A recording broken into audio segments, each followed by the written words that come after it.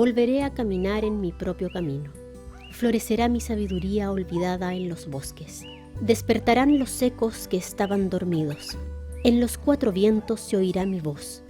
El canto de mis abuelos, la sabiduría de mi papá y los surcos de mi pasado en mi alma se harán inmortales.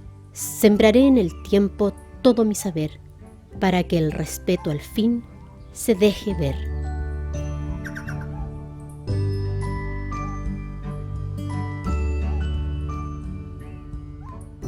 Nací en Angol y me llamo Rosa Elba Pérez Segura. Me enamoré, lo enamoramos y me casé, así que ya a los 19 años yo estaba.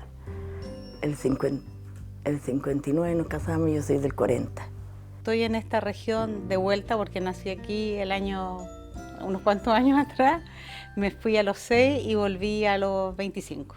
Soy una mujer que nació en Temuco en el año 1944. Me vine aquí al sur de Chile, en un campo, en los primeros contrafuertes de la cordillera de Nahuelbuta. Yo nací en el año 56 en la ciudad de Constitución y como alrededor de los 6 años yo llegué a estudiar y a vivir en la ciudad de Temuco. Soy hija de 2 funcionarios públicos, amantes de la tierra, que se vinieron a Temuco por eso. Soy originaria de la comunidad Manuel Chavarría, la comuna de Lautaro. Lo que yo sé que mis abuelos paternos llegaron acá en 1885 porque el gobierno de Chile quiso traer gente de afuera para pacificar la Araucanía.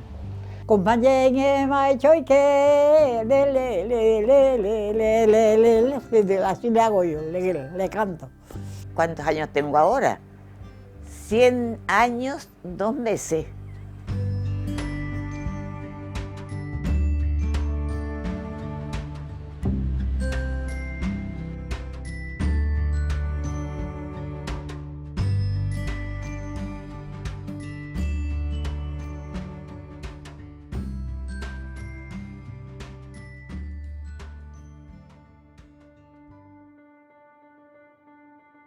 Presentes y ausentes, las mujeres fueron protagonistas silenciosas de esta época fundacional, y aunque sus aportes quedaron reducidos a visiones románticas, prejuicios y sospechas, muchas mujeres de la Araucanía destacaron, influyeron y decidieron. La apropiación de su fuerza de trabajo, de sus cuerpos, de sus vientres, formaron parte de las páginas de una memoria que la historia se niega a reconocer, pero que de tanto en tanto, porfiadamente, vuelve en el recuerdo de sus semblanzas de origen. Mi abuelo se llamaba Erasmo Rodríguez Vázquez, que tenía un campo muy bonito ahí. Tenía una vaca especial, porque le habían dado un campo ahí a él, porque estuvo en la guerra del 79. Fue soldado también. Y mi mamá conoce a mi papá en Pitruquén, se casan y se van a vivir a un lugar que se llama Catrico, que es un lugar pequeño. Y mi padre tenía como una parcela. La niñez y la adolescencia, una etapa feliz, plena. Yo vivía en calle Orella 0262, que jamás lo voy a olvidar, porque fue mi casa. Es maravilloso cuando tú puedes saber que aquí estaba tu esencia. Estaban las familias que llegaron, porque llegaron a una parte donde se llama el Calvario. Y le pusieron Calvario porque fue tan grande el sufrimiento que tenían ellos cuando viajaron. Y cuando llegaron, y para poder llegar acá, fue un sufrimiento grande y le pusieron Calvario para imitar que había sido como la cruz, como el Calvario de Cristo. Mi suegra era de apellido Filiker, que se escribe Villiger, con B corta y doble L, Filiker. Y de ellas aprendí mucho yo, porque mi suegra yo le decía la hormiguita suiza, porque hacía todo, no había cosa que no sabía hacer en la casa. Ellas, como aquellas, hilaron una historia común en que los afectos, la familia y el anclaje de la maternidad fueron imprescindibles en la forja del arcoíris social que poblaría la nueva frontera. acá en la Araucanía. Hija de un detective y de una trabajadora del Servicio de Seguro Social que se llamaba en ese tiempo, que llegaron a esta ciudad porque mi abuela materna era originaria de esta región y querían estar, ella ya había muerto y ambos querían mucho el campo. Nosotros, como éramos tantos, éramos un grupo, eran 3 hermanos grandes y nosotros 3 también. Mi mamá hacía la comida y nosotros salíamos a ayudarle a mi papá. Y así teníamos, porque tenía que mi papá dar dos trabajadores para que le trabajara al patrón. Y los demás, eso mi papá trabajaba para nosotros. Por el lado de mi papá, mi abuelo llegó un 18 de septiembre de 1920, sin hablar una gota de español, a Lautaro, en tren. Venía de Palestina, había zarpado buscando una vida mejor, arrancando la Primera Guerra Mundial, de la invasión de los turcos. Pobre como una rata. Mi abuela paterna había llegado acá, estaba viendo el Lautaro, la trajeron sus padres a los 3 años y ese bisabuelo era profesor ya en Jerusalén, todos ellos inmigrantes. A comienzos del siglo XX se consolida la presencia del Estado Nacional en la frontera y otras formas de intercambio conforman el ideario de una nueva identidad nacional. La vida urbana y las ciudades, con el ferrocarril como gran motor, fueron desarrollándose a un ritmo cada vez más vertiginoso. El impacto de la modernización, las políticas públicas en salud y educación traen aires de cambio que no impactaron por igual a todas las mujeres, pero sin embargo, asoma la lucha por el espacio público y los derechos políticos plenos. Estuvimos en la escuela, íbamos a clase los días que no llovía porque estaba tan lejos que era, cerros y cerros y pasar por debajo los alambrados, los cercos con alambre. Y total que era muy difícil para poder aprender. Nosotros las mujeres que éramos 3, grandes ya, pues si teníamos unos 12 años, 13 años, y no se podía estar más, hasta 13 años ya era mujer y no podía salir de la casa. Y nosotros sentíamos en ese tiempo que a los 16 años, que es más o menos la edad que yo tenía, nosotros éramos adultas, a pesar de que la mayoría de edad se obtenía a los 21 años. Pero muchas de mis compañeras de curso, muchas, estaban esperando aprobar el cuarto Humanidades para casarse. No, el mensaje era que la mujer era de la casa, nos enseñaban, ¿cómo se llama?, a bordar, a tejer, cositas así nomás, o sea, vestiditos por aquí, todo era súper recatado.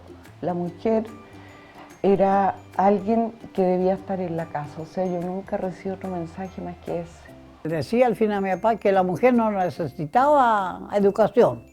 Se casaba después para que regalara los platos, decía. Los hombres sí, en fin, los hombres le dio más educación, le daba más educación. Las mujeres no, decía, que no sacaba nada, no valía nada la mujer para que fuera a la escuela. Respecto de las becadas y las que pagaban, ¿ya?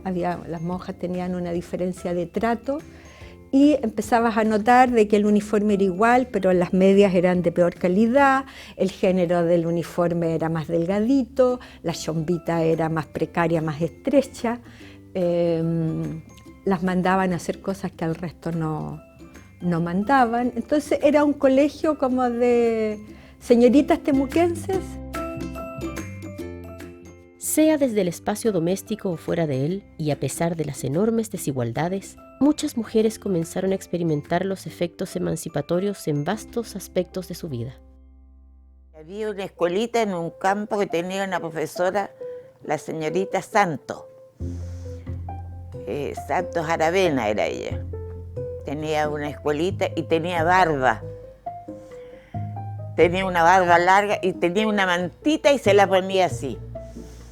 Pero yo no podía ir al colegio porque tenía 4 años. Y mi hermana, que tenía 6, iba con mis primos que vivían cerca. Y la señorita, cuando ya yo tuve 6 años, le dijo cuando tuve 5 años, le dijo la señorita Santa a mi papá, ¿por qué no traen a la Nilda aquí? Que esté que venga con su hermana y esté para que no esté sola en la casa. Entré a estudiar en la universidad, en la sede que la Universidad de Chile tenía acá en Temuco. Estudié una carrera corta. Mi idea era empezar a trabajar lo más luego posible, para irme a mi casa, por supuesto. El grupo que llegó para instalar aquí en la universidad eran puros hombres, ¿eh? Una sola mujer. La señorita Ildosira Vera. Ella era profesora de matemáticas, la única mujer. Todos los demás eran hombres. Cuando me decían India, yo me entristecía mucho, pero mi papá me decía, a ver, ¿quién tiene río? ¿Quién de esas niñas que te dijeron India tienen río? Y yo le respondía que nadie. ¿Y quién tenía río? Era yo. Y esa era la mejor manera de subir mi autoestima, y yo salía pero súper orgullosa porque yo tenía río.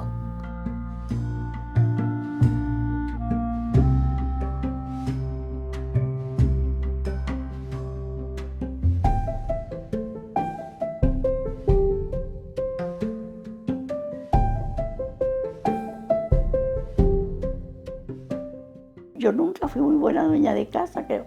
Muy buena dueña buena para la cocina, me parece.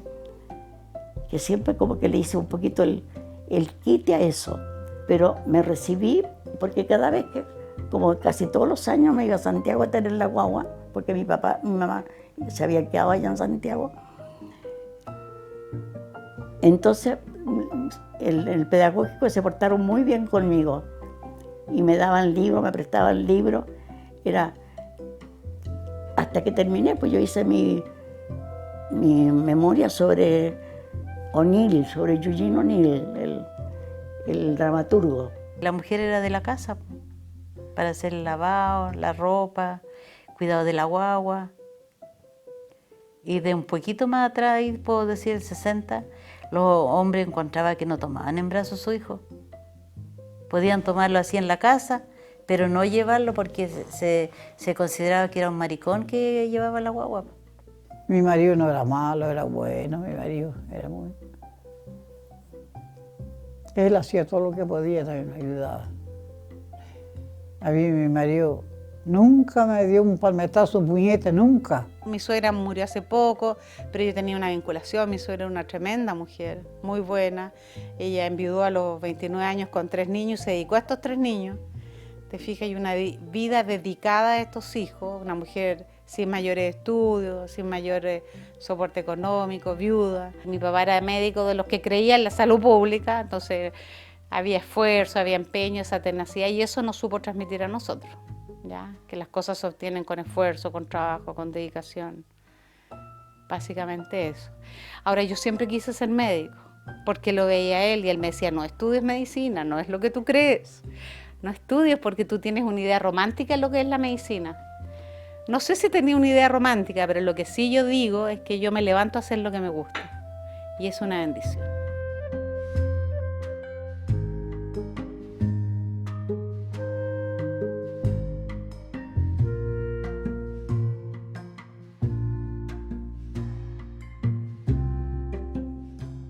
Con la panadería me compré una camioneta yo después. Y ahí ya yo agarré rienda, porque de lo que era mío ya está. Aquí hasta aquí llego yo, hasta que de esa libre, ¿cómo se llama?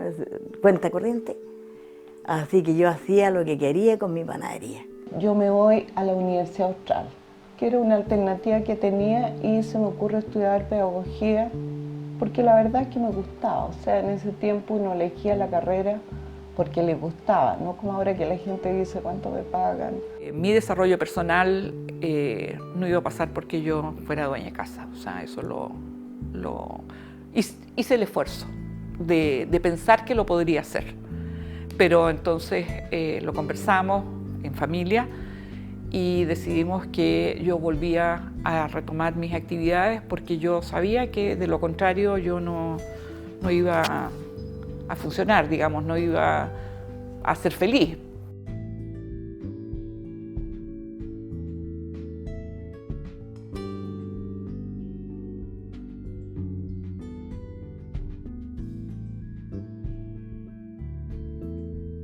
La persona que trabajaba en la casa, que era mi orfilita, que era una persona muy importante, le preguntaba, y eso también ustedes lo saben, pero yo lo vi, le preguntaba a mis papás por quién votar, antes de ir a votar. Le decía, ¿por quién votó don Pedro? Y mi papi le decía, vota por...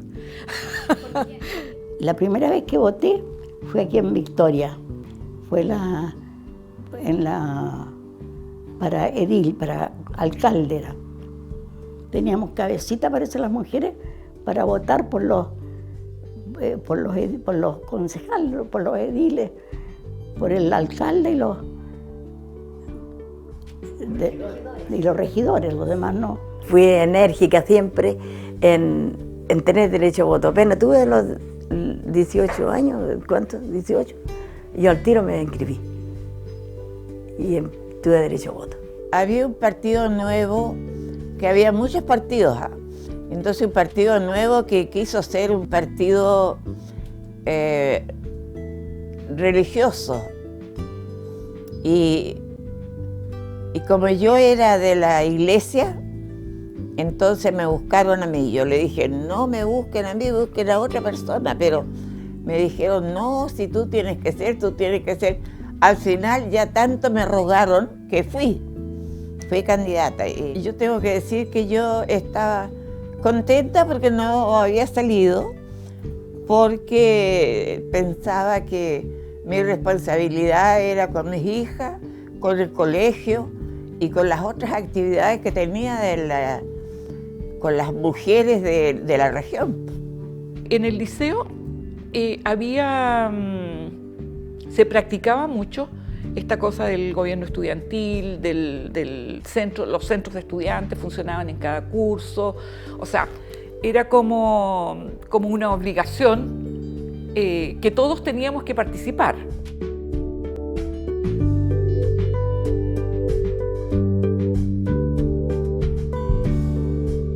Los 60 trajeron promesas de cambio que las mujeres recogieron con fuerza. El campesinado y los sectores históricamente postergados fueron protagonistas de enormes transformaciones.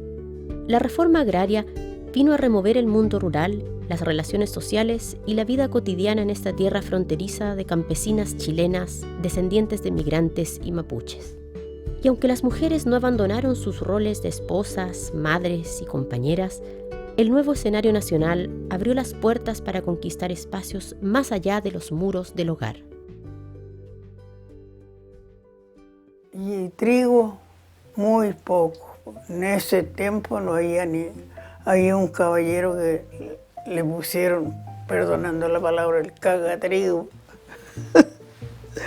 Porque ese caballero rico, pues salieron todos los de la policía a trajinar los fondos. Y él tenía enterrada una pieza abajo y tenía lleno de trigo.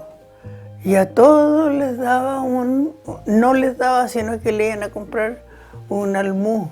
Mi carrera, matemática y física, no era precisamente una carrera que fuera de político.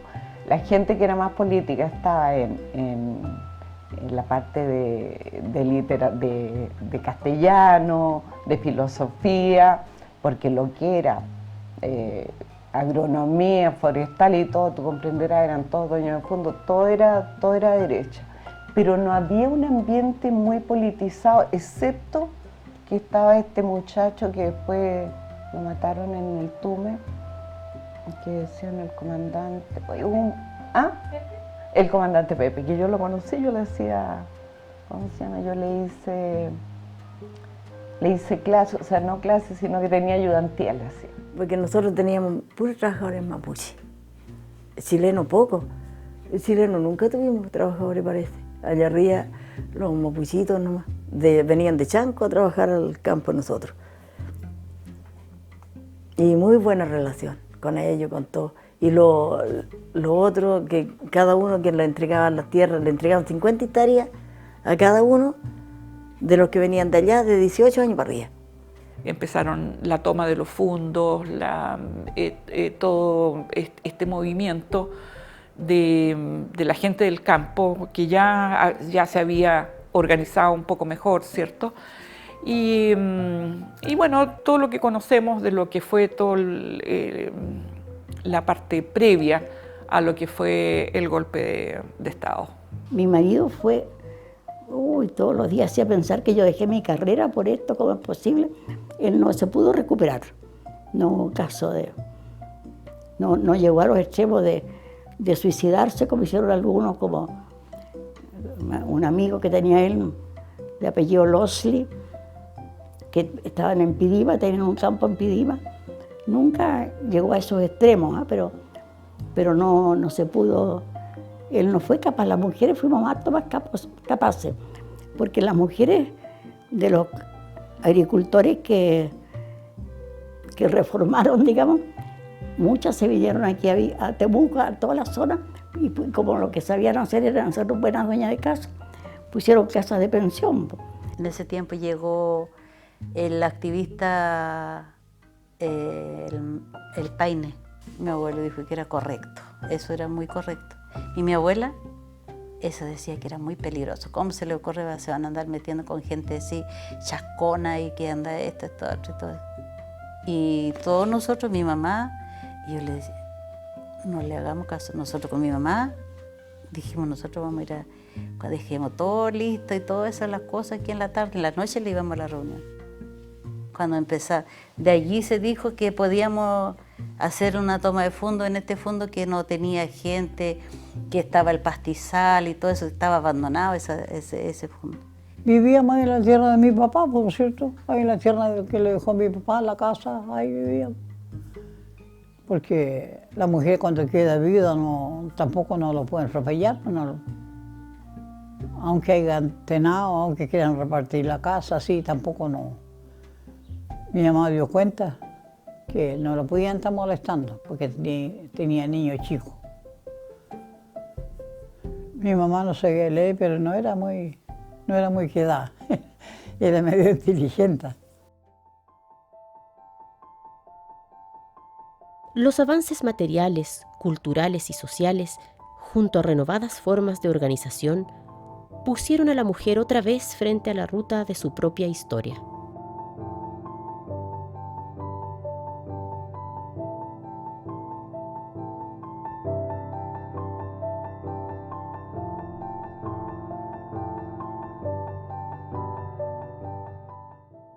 El golpe de Estado del 11 de septiembre de 1973 puso fin de un modo brutal al camino de participación social en el que muchas mujeres se habían involucrado desde todos sus espacios de acción.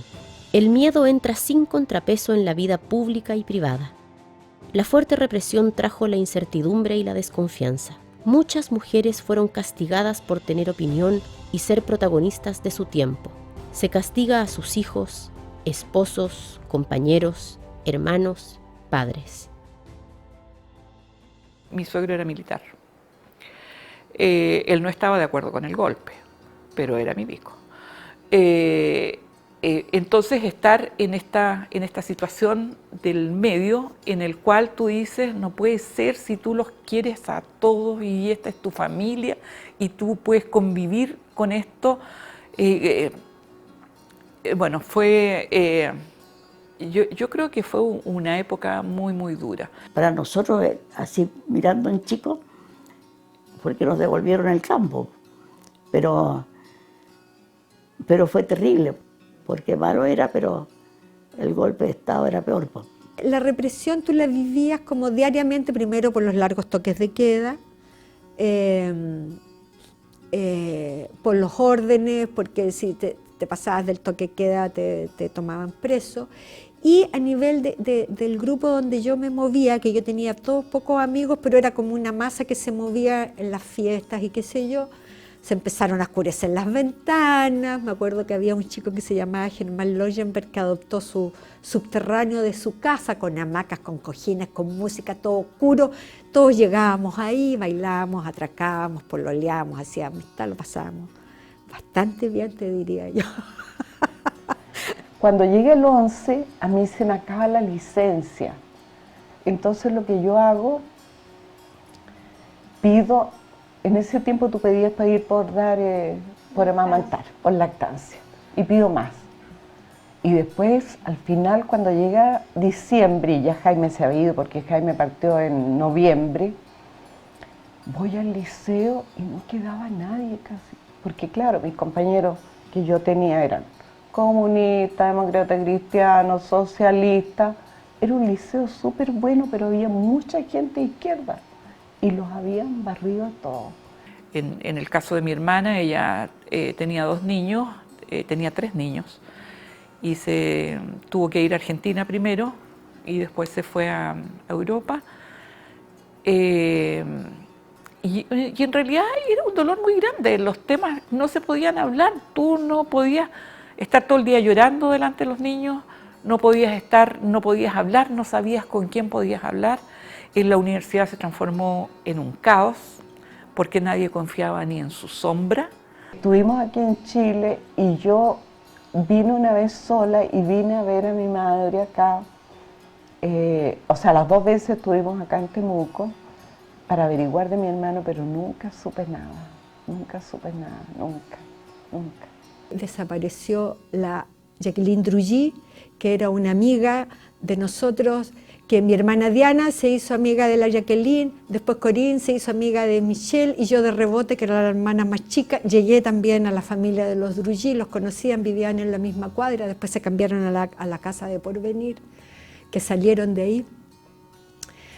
También ese fue un golpe grande, y después intuir, saber, porque Dianita nos contaba, pero no mucho en detalle, de que mi hermana Diana estaba en el MIR y estaba protegiendo a Horacio Marota. Y sabíamos que vivía en esta cosa media clandestina, entonces Dianita llegaba un poco para los cumpleaños, hacía una gran fiesta para David y después se iba, pero siempre estaba un poco. Entonces siempre eso también era una cosa media permanente hasta que cayó presa en diciembre del 77, que ese fue un hito importante.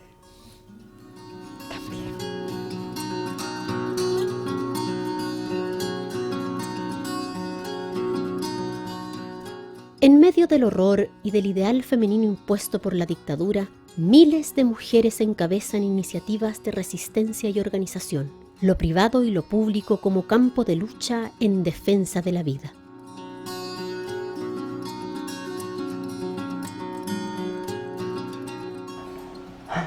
Yo creo, oye, que las mujeres en ese tiempo solamente pensamos en cómo sobrevivir a esta debacle que se nos venía encima. Yo creo que no teníamos ni tiempo de pensar mucho en esto que hay ahora del feminismo ni nada, sino que uno estaba tratando de sobrevivir, pero claro, las mujeres tuvieron un rol especial, o sea, realmente había mujeres que lucharon mucho, que estaban ahí. Arrendábamos una pieza con una de mis primas y ahí invitábamos a otras chicas que andaban ahí, les acostábamos entre 4 o 5 en una cama, no le hacíamos ningún problema, en un anafre. Me acuerdo que hervíamos el agua para el café, entonces en esa misma tomábamos café y una ronda de café. Ahí ya empezamos a conocer, mire, ¿sabe qué? ¿De dónde viene? De tal parte. Ustedes están siendo reprimidos, sí, estamos siendo reprimidos, sí, la cadena. Entonces finalmente esa persona se paraba adelante y decía de lo qué es lo que estaba viviendo. Y se hacía una sola fuerza. Tratamos, yo creo, de no alinearnos, de ser una institución que fuera como del PC, del MIR, del PS, ¿me entiendes? Sino que fuera abierta. Y sobre todo la Maritza y el equipo que estaba trabajando con ella empezaron a abrir el trabajo hacia el campo, hacia las familias del campo. Aquí hubo una represión muy grande, tanto militar como civil, hacia las personas que vivían en el campo, que vivieron eso en mucha soledad, con mucho miedo, porque en las comunidades campesinas todo se sabe. Por ejemplo, nos tocó vivir cuando vino el dictador y le hacen la manifestación y se caen estos guasos ricachones de los caballos. ¡Qué felicidad ese día! Nos conformábamos con tan poco. Pero sí, fue el Temucazo se llamó, y fue el primero ahí.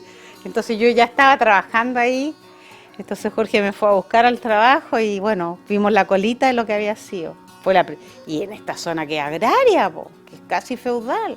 Hacíamos reuniones, contábamos nuestras experiencias, hacíamos marcha, poníamos carteles con los detenidos desaparecidos en las esquinas, hacíamos distintas cosas. Conocí a madres, a hijos, a familiares de detenidos desaparecidos y conocí la realidad y dije yo no puedo seguir restándome, no me puedo subir a la vereda y ver que los sucesos de mi vida pasen por la calle y no me involucre si yo soy formadora, por mi rol y porque además soy una mujer, soy madre, soy mapuche y eso a mí me marcó. Una vez haciendo clase en el Pablo Neruda, un alumno se para y me dice, señora, como yo aparecía en la televisión, me dice, señora, ¿usted es comunista? Entonces yo le digo, si para ti ser comunista es defender los derechos humanos, sí, fíjate, soy comunista. Y que me encanta.